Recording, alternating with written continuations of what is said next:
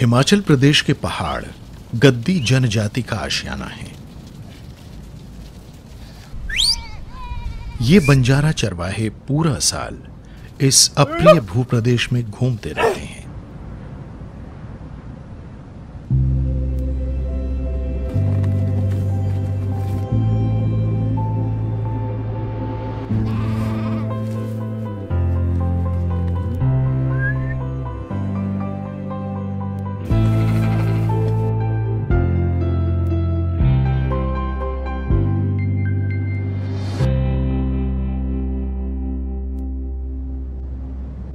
सदियों से गद्दी लोग हिमालय की चोटियों की छाया में रहते आए हैं। ये मौसमों के साथ साथ गर्मियों और सर्दियों वाली चरागाहों के बीच चक्कर लगाते रहते हैं। हर साल कोई गद्दी सैकड़ों मील का सफर पैदल तय कर सकता है। उसका साथ देने के लिए होती हैं सिर्फ उसकी भेड़ें और उसके कुत्ते। ये लोग धौलाधार पर्वत श्रृंखला के बेहद ऊंचाई वाले बर्फ से ढके दर्रों पर से गुजरते हैं। गद्दी लोगों की जिंदगी एक दूसरे पर निर्भरता की जिंदगी है। इनका रिश्ता है प्रकृति की शक्तियों और मौसम की गर्मी और चरम सर्दी की अलौकिक ताल के साथ। यहां हर पत्थर, धार, ढलान और जलधारा पवित्र है। गद्दी लोग अपने प्राकृतिक माहौल का बहुत सम्मान करते हैं। गद्दी लोग और इनके भेड़ों के झुंड ऊंचाई वाली इन पर्यावरण प्रणालियों में एक महत्वपूर्ण भूमिका निभाते हैं। ये चरागाह न सिर्फ इन्हें जिंदा रखते हैं बल्कि ये भी उसकी देखरेख करते रहते हैं। भेड़ों की आवाजाही से जंगल को पनपने का मौका मिलता है।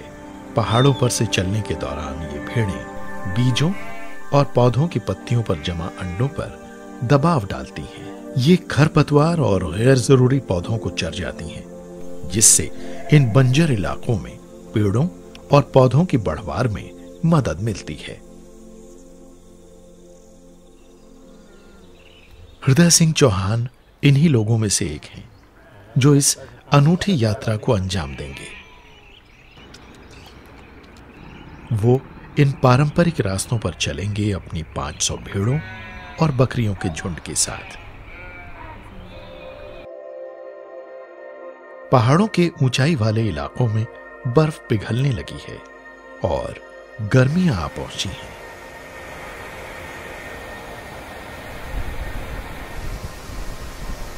ये अपने सफर की शुरुआत कांगड़ा घाटी से करेंगे, जहां ये सर्दियों के दौरान रुके थे, और ये 380 किलोमीटर से भी ज्यादा का सफर तय करके स्पीति घाटी तक जाएंगे।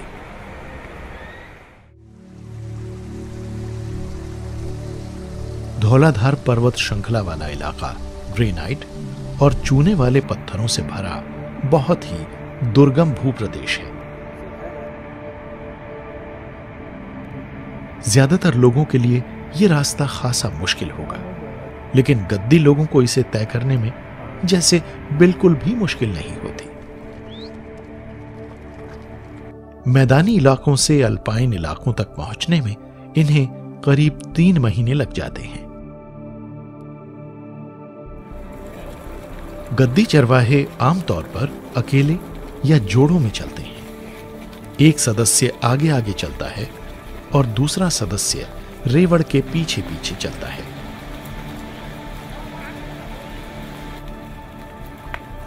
हृदय सिंह चौहान लगातार चौकन्ने बने रहते हैं। गिरते पत्थर, अचानक होने वाले हिमस्खलन का संकेत हो सकते हैं। उससे रेवड़ को नुकसान हो सकता है और ये लोग यहां कई दिनों तक फंसे भी रह सकते हैं। खाना पकाने की और रेवड़ का ख्याल रखने की जिम्मेदारी ये दोनों मिलकर उठाते हैं।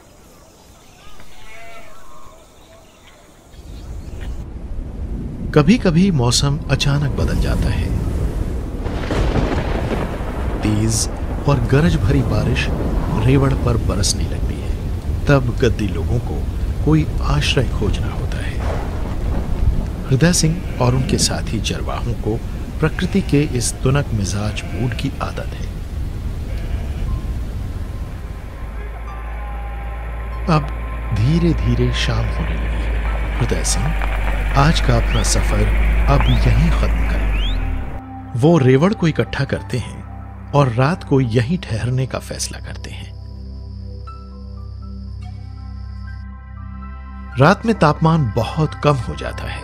ऐसे में खुद को गर्म रखने और शिकारी जीवों को दूर रखने के लिए इन्हें आग जलानी होती है।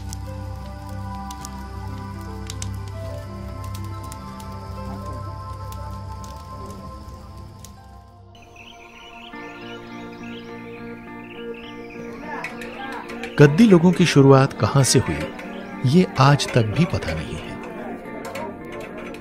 ये एक ऐसी अनूठी सभ्यता है जो इनकी जनजाति को खास और अलग बनाती है। भरमौर में गद्दी परिवार काफी संख्या में रहते हैं। पिछली कई सदियों के दौरान यहां कई गद्दी परिवार बस गए हैं।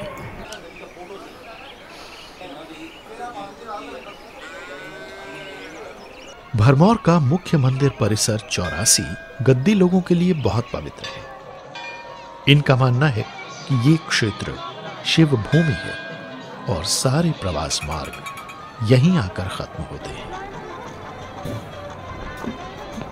गद्दी समुदाय का आपसी रिश्ता भी बेहद मजबूत होता है और ये अपनी परंपराओं को जीवंत बनाए रखने के लिए एक दूसरे से मिलते जुलते और जश्न मनाते रहते हैं।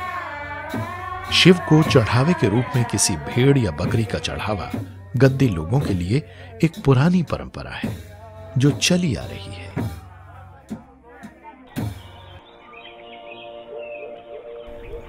राम सिंह 4 महीने बाद मैदानों में आए हैं। भरमौर उनका शहर है और वो यहां लौटकर खुश हैं कि अब उन्हें थोड़ा आराम करने का समय मिलेगा। घर पर रहने के दौरान वो अपनी कुछ भेड़ें बेच देते हैं ताकि अपना खर्च निकाल सकें। जैसे ही वो यहां पहुंचते हैं, इस इलाके के गृहस्वामी उनका ध्यान अपनी तरफ खींचने की कोशिश करते रहते हैं।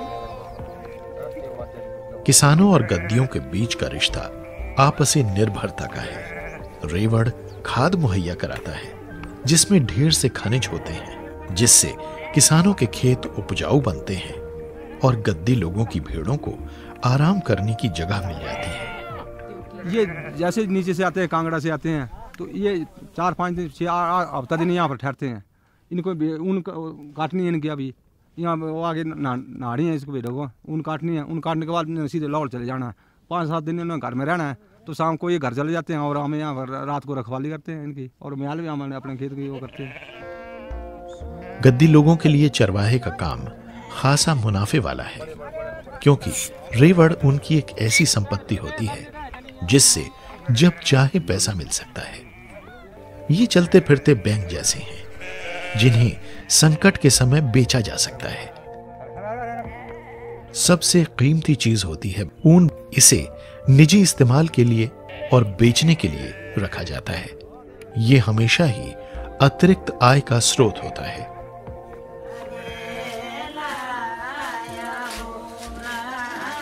पुरुष सारा साल रेवड़ का ध्यान रखते हैं और उसके साथ घूमते रहते हैं, जबकि महिलाएं घर में रहती हैं। एक समुदाय के तौर पर साथ साथ काम करते हुए महिलाएं भेड़ बकरियों से उतारी गई ऊन से जूते, जैकेट और हैट तथा टोपियां बनाती हैं और इन गर्म चीजों को वो बेच सकती हैं। लेकिन आज ये चरवाहे एक अलग तरह के हालात के शिकार हैं। आज इनकी रोजी रोटी विकास और जलवायु बदलाव की आंधी को झेल रही है।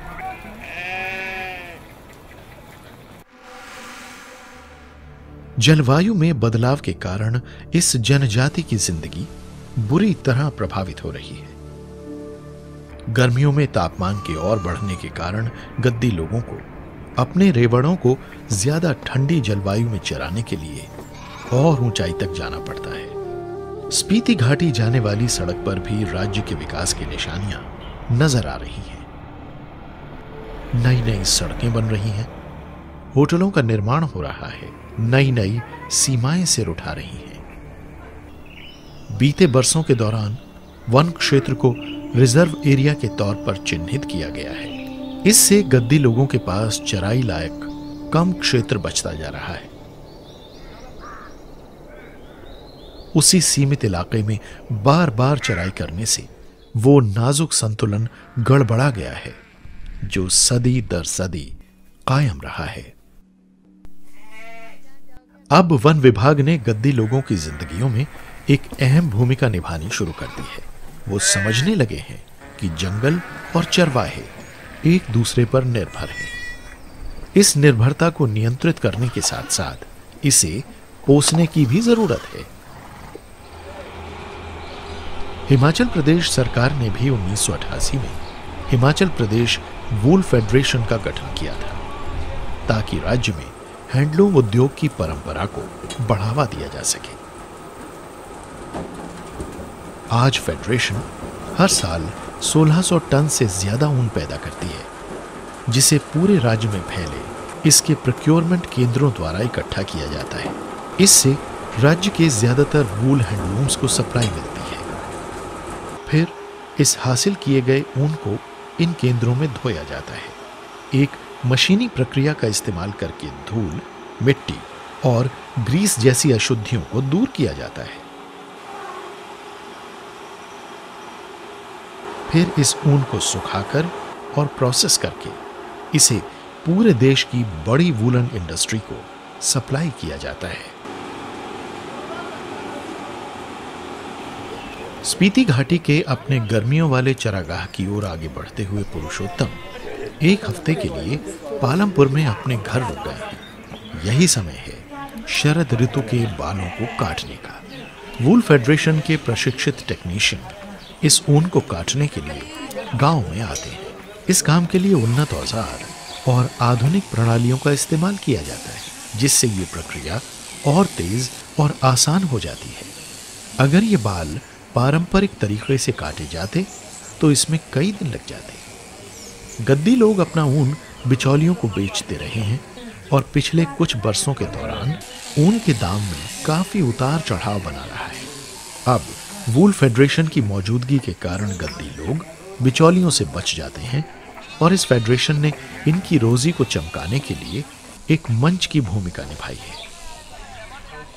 आज हर मेरा भेड़ पालक चाहे जिस भी दुर्गम क्षेत्र में बैठा वो वूल फेडरेशन को फोन करता है और वूल फेडरेशन उनकी भेड़ बकरियों की शेयरिंग हो उसके लिए पुख्ता इंतजाम करके उनकी चिंता का हल करता है।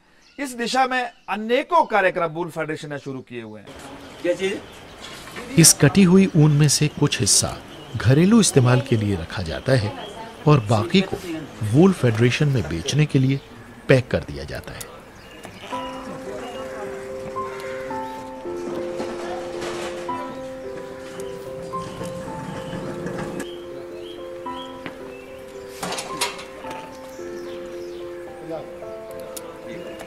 पैसा हाथ में आ जाने के बाद पुरुषोत्तम शहर के मेले में जाते हैं।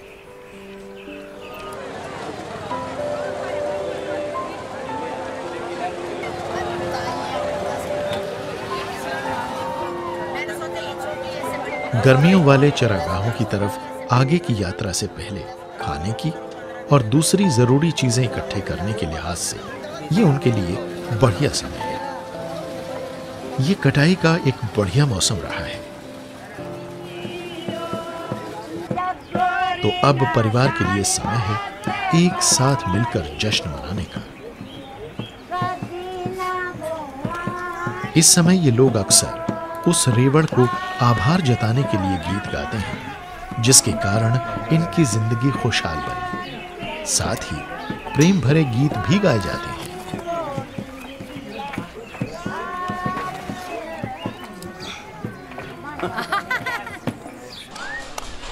हर गर्मियों में जब गद्दियों के लिए पहाड़ों की तरफ अपनी यात्रा शुरू करने का समय होता है तो एनिमल हस्बेंड्री विभाग उनके रास्ते में स्वास्थ्य शिविरों का आयोजन करता है। रेवड़ के जीवों को इंजेक्शन लगाए जाते हैं ताकि ये सुनिश्चित किया जा सके कि गद्दी लोगों की भेड़ों के झुंड स्वस्थ रहे। इसके बाद चरवाहे अपनी भेड़ों को एक मेडिकेटेड बाथ यानी औषधि युक्त स्नान के लिए ले जाते हैं। ताकि उन्हें अपनी किसी भी त्वचा संबंधी बीमारी से मुक्ति मिल सके। यानी ये तैयारी होती है आगे की उनकी लंबी यात्रा की। गद्दी लोगों के लिए ये एक बड़ी सेवा है, जिनके लिए अपनी किसी भेड़ को बीमारी के कारण गंवाना किसी संपत्ति या परिवार के किसी सदस्य को गंवाने जैसा है। पशु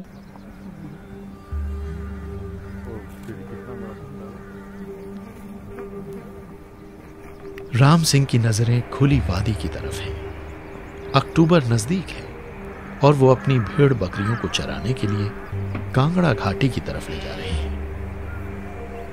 बेहद ठंडी हवा, पहले से कम तापमान सर्दियों में चराई के काम को और मुश्किल बना देते हैं।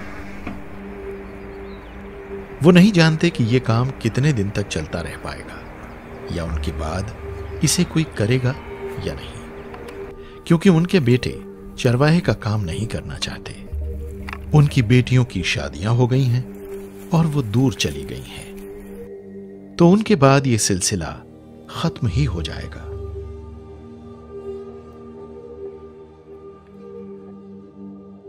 ऐसे कई लोग अब ये काम नहीं करते। कई लोग खेती की तरफ मुड़ गए हैं। आलम यह है कि भेड़ बकरियों को चराने का काम अब पिछड़ने लगा है। और भेड़ बकरी का काम जो है हमारा बड़ा बुजुर्गी काम है, बड़े दादा परदादा के बारे का काम है। अब इससे आगे तो खत्म हो जाएगा, खत्म ऐसे हो जाएगा। मैं था और मेरा भाई था, वो तो हमने बुजुर्गों ने छोड़ दिया, हमने संभाल लिया। अब हमारे जो बच्चे हैं वो नहीं हो गए आगे संभालने वाले, क्योंकि वो पढ़ लिख गए हैं, कहीं नौकरी पर चले जाएंगे। अगर नौकरी नहीं मिली कोई अपना बिजनेस कर लेंगे, तो इस काम को नहीं संभालेंगे कोई भी। ये तो हमारे ताकि हम 2 साल करें, 4 साल करें, जितना हम चल सकते हैं उतना करेंगे, उसके बाद तो खत्म हो जाएगा। गद्दी चरवाहों का भविष्य स्पष्ट नहीं है। हालात में बदलाव इतनी तेजी से आ रहे हैं कि शायद गद्दी लोग उनसे तालमेल न बिठा पाएं। गद्दी समुदाय के 70% लोग आय के जरिए के रूप में खेती को अपना रहे हैं। अब जब चरवाहे वैकल्पिक रोजी को अपना लेंगे, तो हिमाचल प्रदेश के पहाड़ अपने संरक्षकों को खो देंगे।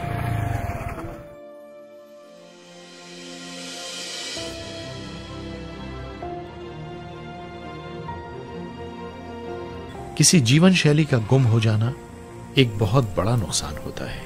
इसका मतलब है सामूहिक ज्ञान और लोगों के इतिहास का खत्म हो जाना। लेकिन अगर कुछ सकारात्मक और ठोस कदम अभी उठाए जाएं, तो भविष्य को सुरक्षित बनाया जा सकता है। जहां तक चरवाहों का सवाल है, वो तो प्रकृति के साथ ताल में ताल मिलाकर चलने की उम्मीद ही कर सकते हैं।